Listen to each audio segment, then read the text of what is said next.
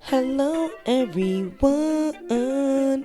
Welcome to Unfiltered and Unapologetic, the space where we heal out loud and bring our cultura into the conversation. I'm your host, Caitlin Gil-Soto, born and raised in Lawrence, Massachusetts, always traveling between Bani and El Cibao, and obviously Dominicana. This episode is called From Appearances to Authenticity, Secrets, Shadows, and Survival in Dominican Culture. Because the truth is, a lot of us learned to live half present. We smile when we're hurting. We say that everything is fine when it's not. And sometimes we build a whole life around what we think others want from us, even if it means disappearing from ourselves. I know this personally. For a long time, I wanted to control how people viewed me. I wanted to be the strong daughter, the reliable sister, the hardworking professional, the one who made the family proud. I thought if I fit the role, if I gave them what I believed they wanted, I'd finally feel satisfied. But instead, I felt emptier because every time I silenced what I truly wanted, I was making myself invisible. Healing meant unlearning people pleasing. It meant admitting that my life couldn't be built on expectations, assumptions, or approval, not even from the people I love. It had to be built on me. And that's what we're diving into today. The invisible parts of us that shape everything until we choose to see them, honor them, and bring them back to light. We don't start hiding for no reason. Hiding almost always begins as survival. For those of us who grew up outside the islands, it looked like not crying so we wouldn't get yelled at, pretending we were fine so mama wouldn't worry, staying quiet at school so no one would notice our accent, our curls, or the food we brought from home. And back in the Dominican Republic, hiding had its own form. Not crying in front of dad because men don't cry, swallowing your sadness so you wouldn't become another burden in a house already carrying too much. Staying quiet at school when kids laughed at your worn uniform, or because you didn't have brand name sneakers, burying dreams of being an artist, musician, or dancer because they won't pay the bills. Even in church, smiling when broken inside because admitting otherwise was seen as a lack of faith. At first, all of this feels like protection, but silence becomes a habit, a mask you wear without realizing it.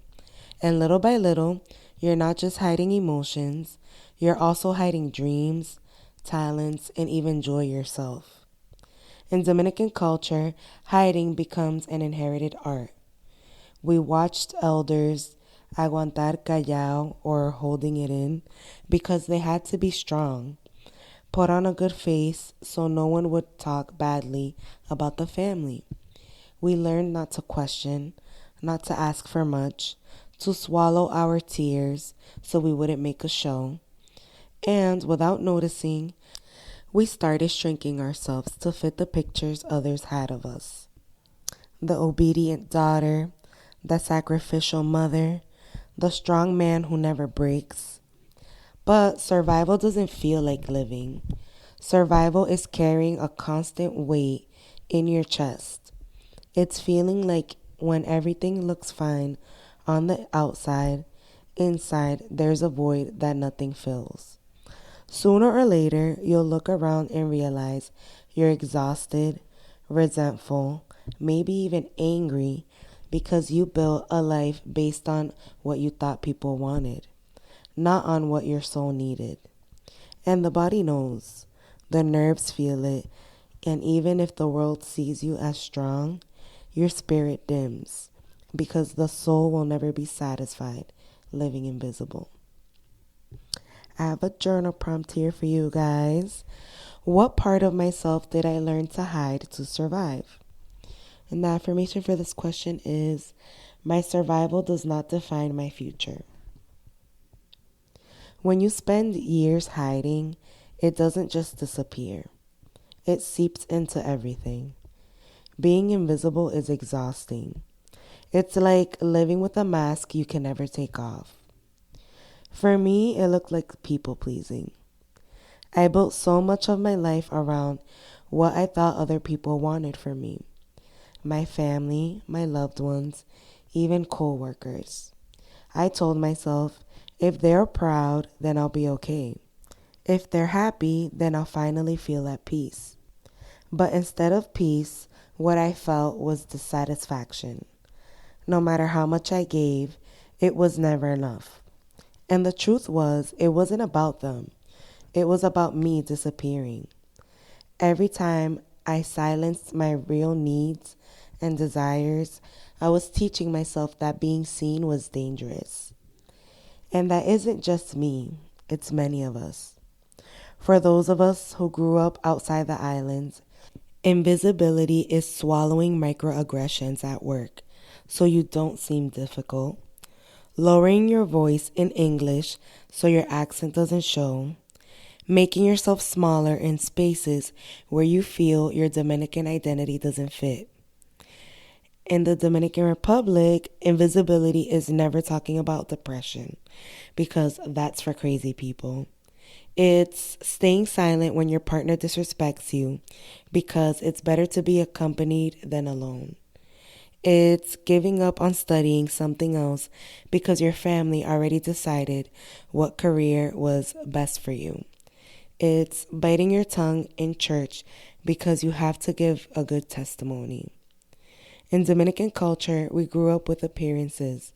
Don't let people talk, make the family look good. So we mastered the art of hiding. We perfected the performance of strength, the appearance of perfection, the smile that covers everything. But invisibility costs too much. It drains your spirit, disconnects you from your body, and keeps you living for approval instead of alignment. And your nervous system feels it too. When you're constantly performing, constantly monitoring how you appear, your body never rests. You're always on guard, rehearsing the role instead of living the truth. I have a journal prompt here for you guys. Where do I still feel drained from keeping parts of me unseen? And the affirmation for this question is, I deserve to live fully seen, fully loved. When I look back, I realize my people pleasing wasn't just mine. It was inherited. In Dominican culture, so much of our identity is tied to appearances and what others think. We all grew up with some version of la ropa sucia se lava en la casa. The idea that what happens inside the house stays inside the house. That silence becomes a form of control and also a way to survive. But silence has a shadow. Families carry secrets, unspoken grief, money problems, abuse, illness, and children grow up learning to hide instead of heal. For those of us outside of the island, it looked like pretending everything was fine in the U.S. while your parents were struggling to make rent. Never talking about missing the DR because you should be grateful that you're here. Swallowing questions about family pain because we don't talk about that in front of Americans. In the Dominican Republic, it looked like ignoring the alcoholism of a tío because that's how he is. Not talking about mama's sadness because that means you don't have faith. Covering up abuse, miscarriages, or mental illness so the family won't be embarrassed. The pressure to keep everything neat on the outside can crush you on the inside. It teaches you that being honest about your pain, your desires, or your truth is dangerous. So you learn to curate yourself. You learn to control how people see you, even if it means erasing the real you. And these shadows don't just sit quietly. They shape entire generations. What one generation refuses to face, the next one inherits. If your parents or grandparents learn to hide depression, anger, or fear, chances are that you learn to do the same. That's why so many of us feel heavy without knowing why. We're carrying what was never healed, what was never spoken. But here's the truth: what you hide will always find a way to speak. Maybe it shows up as anxiety, maybe in your body, maybe in relationships that repeat the same cycles. The shadow doesn't disappear because you ignore it. It waits until you're ready to bring it into the light. I have a journal prompt here for you guys. What secret or silence shaped the way that I see myself? And the affirmation for this question is, I release the shame of what was never mine to carry. Shadow work isn't about becoming someone new. It's about finally turning toward the parts of yourself that you've been running from. The corners you've kept invisible. The anger you dismiss as pique or being very upset. The envy you never admit but still feel. The fear of failure that keeps you overworking. The sadness you cover with jokes. In Dominican families, shadows are everywhere. For those of us that were born outside of the island, it looks like the cousin who never talks about their struggles because they don't let Americans see us broken. It's pretending you're fine while working two jobs because admitting exhaustion feels like weakness. It's burying anger at racism or discrimination because you were told, don't make noise, just work harder. In the Dominican Republic, it looks like the tío who drinks too much, but no one dares to say anything to him. The mama whose depression is hidden under prayers because sadness is called falta de fe, or not having enough faith. The family that buries miscarriages, financial ruin, or abuse in silence, so the family won't be embarrassed. And the body knows. Every time you swallow your anger instead of releasing it, your chest tightens. Every time you smile to cover pain, your stomach turns. Every time you push yourself to be seen as good, your nervous system stays in fight or flight. Hiding doesn't erase the wound, it just carves it deeper. For me, one of my shadows was people pleasing. I didn't want to admit the fear underneath.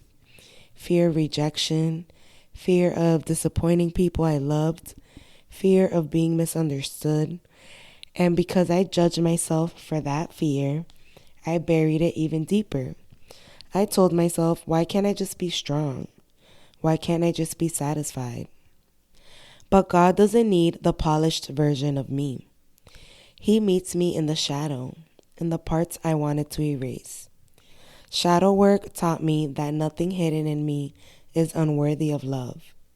In fact, the very places I was most ashamed of are where God wanted to heal me first. And that's the shift. The shadow isn't bad, it's simply the part of you that hasn't been integrated yet.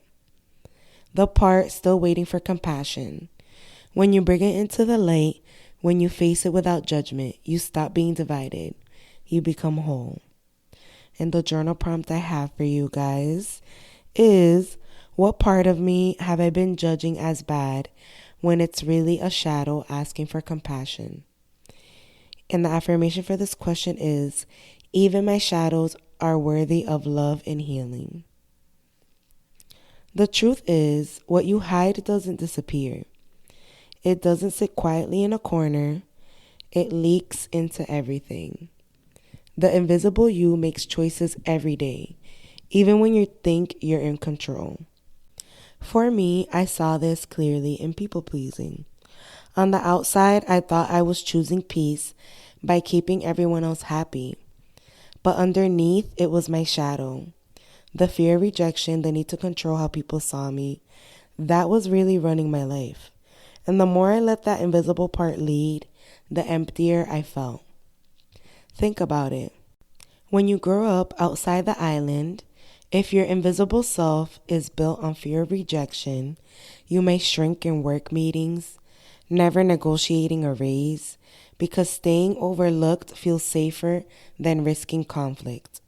If it's built on scarcity, you might block opportunities, sabotage money, or always play small because deep down you hear people like us don't get abundance.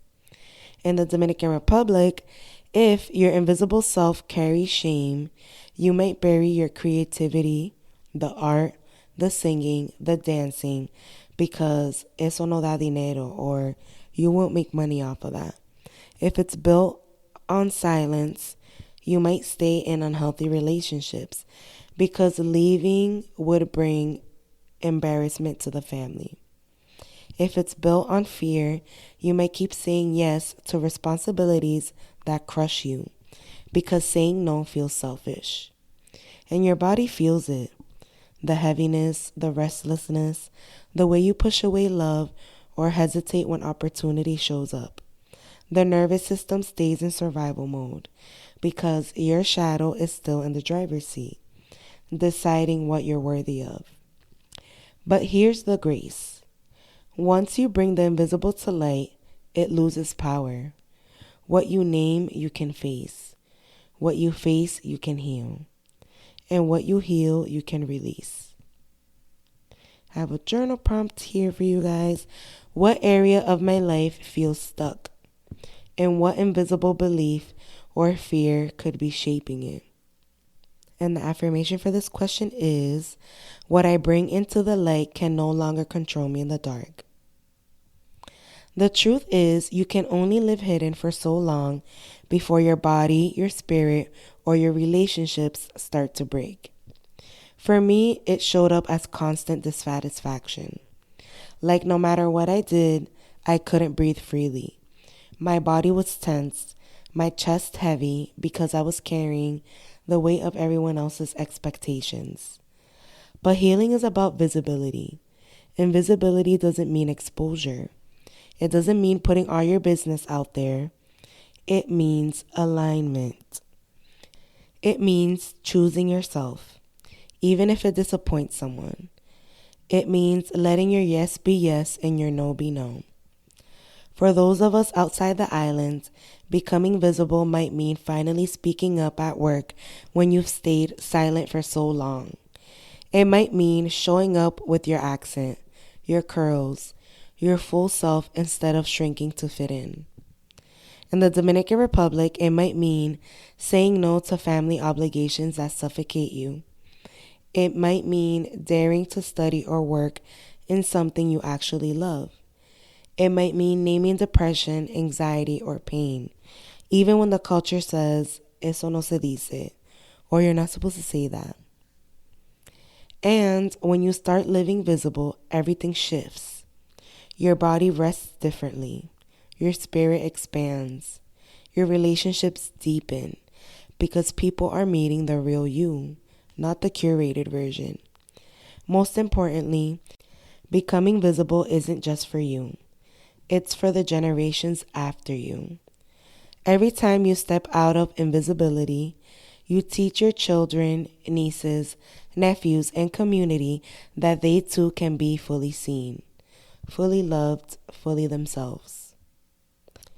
And the journal prompt I have for you is, what does being fully visible look like for me today? And the affirmation for this question is, I am safe, worthy, and ready to be seen.